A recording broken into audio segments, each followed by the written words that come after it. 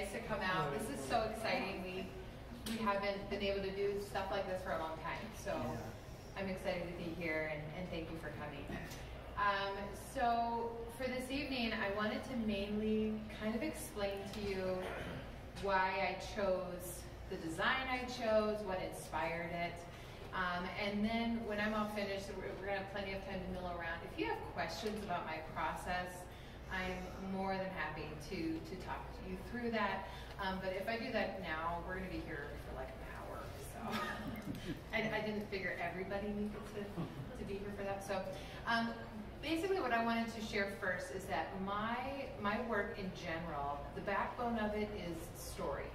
And you know, the Rialto pieces and all of the mural work and everything that went into it is no different. It was all about story. When you think about story and how we relate to it, we read stories, we listen to stories, we tell stories, and honestly, we all live stories, right? We all have a very unique story that's very personal to us, and it's something that no one else can really replicate.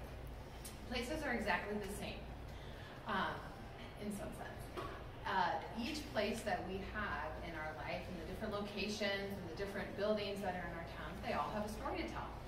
And I thought it would be really neat to integrate the stories of the people that have come through here with the stories of how the building got put together and how the Rialto has survived through 101 years.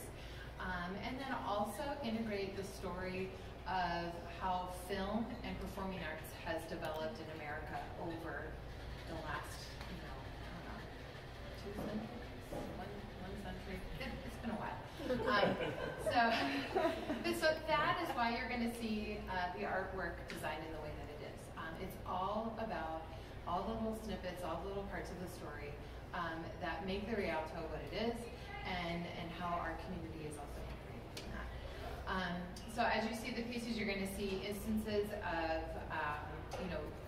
you see like the silent film era, you see that going into sound, then you're going to see black and white film moving into color, and then along with that, you're going to see photographs and different pieces of text and program things and all that is shows the Rialto coming along with that. So it was changing and developing at the same time that all of this was going on in film and in theater.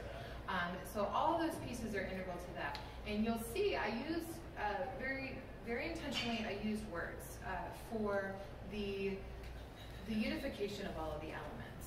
And that is the story of how the Rialto has given back to the community and what the Rialto gives to us. The Rialto gives us opportunities for connection, gives us instances of beauty and opportunities to experience adventure and romance. It inspires us, it motivates us to perform, gives us chances to watch performances, and it even has given Loveland more language to be able to integrate into daily life. Things like break a leg, encore, backstage, all that. And so all those pieces are part of our connection and our story with the Rialto. And then the other component that is with the art installation are all the mural, the lines and the shapes, all of that's hand painted. And the reason we did it in the way that we did was to mimic the idea of interweaving of stories, the interweaving of the people and the community, and how it all just flows all together. There's a sense of movement in it that I really connected with as an artist, and I loved how it just created a connection with all of the pieces, so bringing all those little story pieces together. What else did I want to tell you? Basically, the last thing I wanted to share is that when we engage in a space and we create experiences in a space, our story is added to the story of the place. So what we're doing here tonight adds to the story of the Rialto. The generations that come in the future are going to add to the story of the Rialto. And the Rialto is going to do the exact same thing. Like the things that the Rialto gives to our community is going to build into the stories of everyone that experiences things here. And that's really special. And it's something to celebrate and something we need to continue to remember and also support. It is my hope that this art installation helps people feel part of a bigger story, part of the Rialto story, part of the story of the arts, part of the story of Loveland as a community. And I'm hoping that they walk away appreciating how the arts have influenced their story and that they continue to find ways to experience the arts and enrich their own stories for years to come.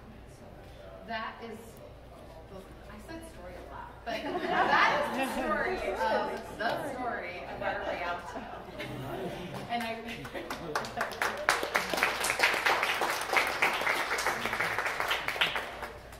I will just say, if you guys have questions, you can certainly ask them. And I did want to let you know, if you connect with my work, I will be doing some other events this summer. One is going to be an open studio in August. I've got a postcard there you can pick up, as well as some other festivals. So certainly pick one of those up. And I am doing a project with our children's library here in Loveland. It's called Connecting the Dots, and that's another program that I am just thrilled with, and I'd be happy to talk to you about that as well. But there's cards for that too. Does anyone have questions?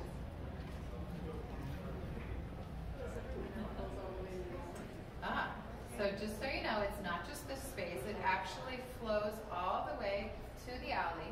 So there's a door at the end of the hallway here. You just walk through that door, and you just keep going on back. Just follow the lyrical lines, and then when they stop, you know you stop. So. Yeah, or you bump into the exit door. And Amelia, Find your way. old Rialto pictures to do all this, right? Yes. So one of the things that I did for this project is I did a lot of research. So I photographed the Rialto, various aspects of it. I poured through the books that we have on the Rialto and read up on as much as I could find. And then once, after doing all of that and finding imagery that I knew would work really well, I spent some time, I did an interview with a theater performer, so someone that works in theater. I'm like, I really want to talk to someone who understands what actually goes on behind the scenes. Like, what is that like? Because I didn't know. I've done set design before. I did some in college and everything, but I really, other than that, I'm clueless. So, so I wanted to talk with him and find out what it was about theater that was important to them. What aspects of theater do people who come to see the theater, the performances, what do they need to know? Like, what do they wish people would know? And so I talked with, it was actually Samantha, and then I also spent time with David Priest from Shadow Play Films, who is a theater buff. He knows all of the history of theater, not theater, of film. And he has all sorts of wonderful old cameras, and he gave me this huge stack of books that I took home with me. Some of them I wasn't allowed to take, because like, you can't have that one. but so then it was great to have his help to know what to focus on and to have the resources that he had available. And then to be able to show these to the people that would know best and say, what do you think? Am I missing anything? And so that was really a great experience, and I learned a ton. It was good. Nice. Any other questions? Yes, Keith. I noticed that most of the piece, if not all, have a kind of a keyword on the images. So how did you talk a little bit about the process of coming up with a list of keywords and how that inspired the creation of everything? Sorry. For sure. The keywords, I knew when I had kind of decided on doing this idea of talking about how theater and how the Rialto and movies and stuff, how that all was giving back to the community, then I just would start journaling. I journal almost every single day. When I have ideas for paintings, usually I have all sorts of notes on scrapbook papers and all sorts of different things. The trick is finding them later. I've been trying to keep most of it now just in the single journal so that it's not all over the place. But yeah, I would just kind of do like a brain dump, and like, okay, what, and I think about my own experience, like when I go see a movie, what does it give me? Well, it usually makes me laugh, and I love laughing. Laughing gives me a sense of release, and it reminds me that life is good, and so I thought that has to be a key one, because for me at least, humor is essential to life. If you're not laughing, man, I'm crying. Especially in this last year. So we came up with words. I kind of integrated my own experience and tried to come up with words that I thought other people would also really resonate with. And some of it too is trying to figure out how. I wanted to also kind of go from an external type of experience and physical experience to more internal, more heart and mind based. So then as you walk through the theater, it gets a little bit more internal. So the words that you're going to see in the restroom area and then down through the hallway have to do about innovation, imagination, creating things, being inspired, and all those things are definitely more kind of deeper within, as opposed to, having a good laugh or getting that sense of adventure taken care of. You know what I mean? Like, they're all very important, but they're kind of at a different level. And then it continues to go a little bit more outward again, where we start talking about language, which is also a component of the wayfinding that we use, because this is kind of a weird hallway. And so we wanted to give people a chance to be able to know where they were supposed to go, but also make it part of the design. So that's why we chose some of the words for that, just simply wayfinding, but also some of the funniest phrases, like break a leg. I mean, it's so funny. And just so you know, it has nothing to do with legs. Not a single thing.